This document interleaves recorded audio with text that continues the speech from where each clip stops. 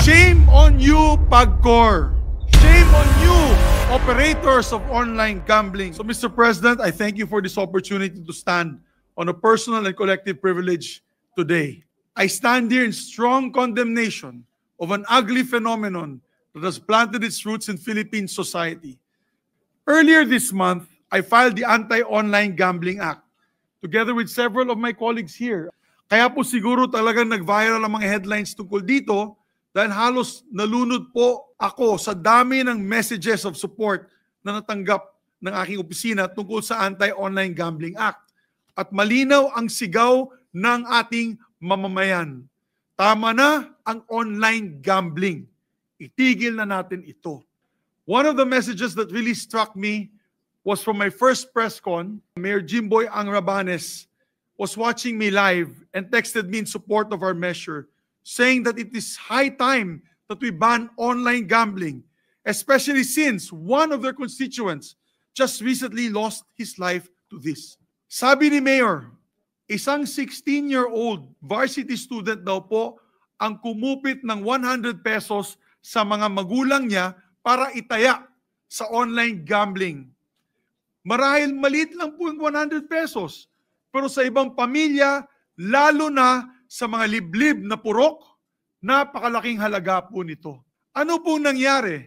Natalo ang itinaya ng 100 pesos at para mabawi ito, sinubukan niya ulit pumusta, tumaya ulit ng 100 pesos mula muli sa pera ng kanyang mga magulang.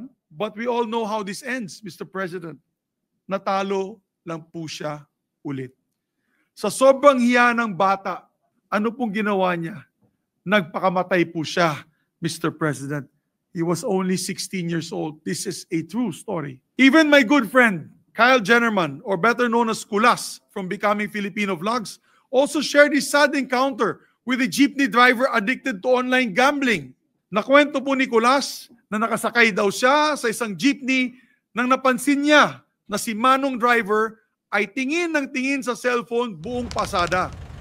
Ayun pala, naglalaro na siya ng online slots at paulit-ulit daw ang pag-load ng 50 pesos para makataya ulit. Tataya, matatalo. Magsasakay ng pasahero, tataya, matatalo. Magbababa ng pasahero, walang katapusan. Ano ngayon ang iuwi niya sa kanyang pamilya?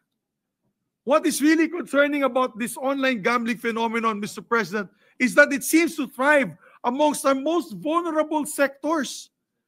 Our working class, our minimum wage earners, and even our children. This is very different from your gamblers who go to casinos. Sa online gambling, everybody welcome. Everybody happy. Lalong-lalo na ang mga operator.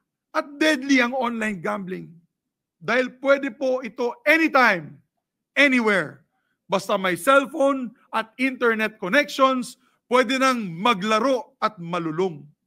In other words, Mr. President, we brought gambling into our homes.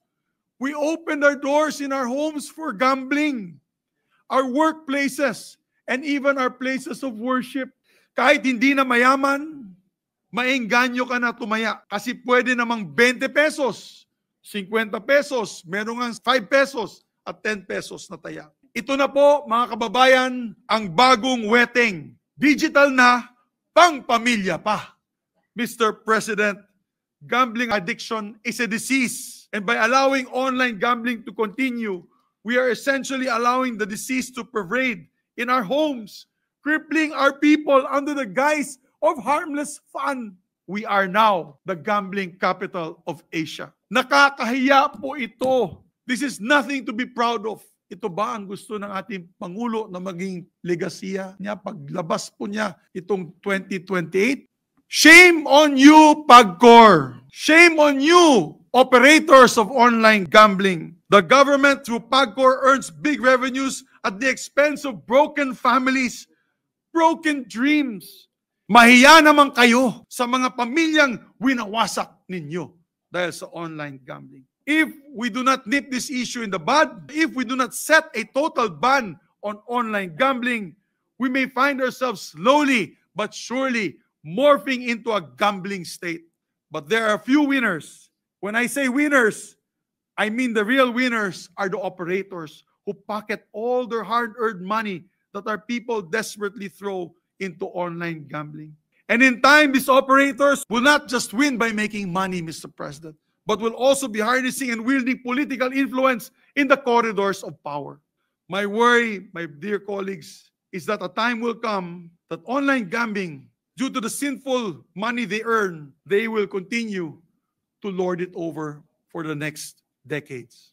So my dear colleagues, I appeal to you. I beg you, let us act now. Let us set the policy right while we still can.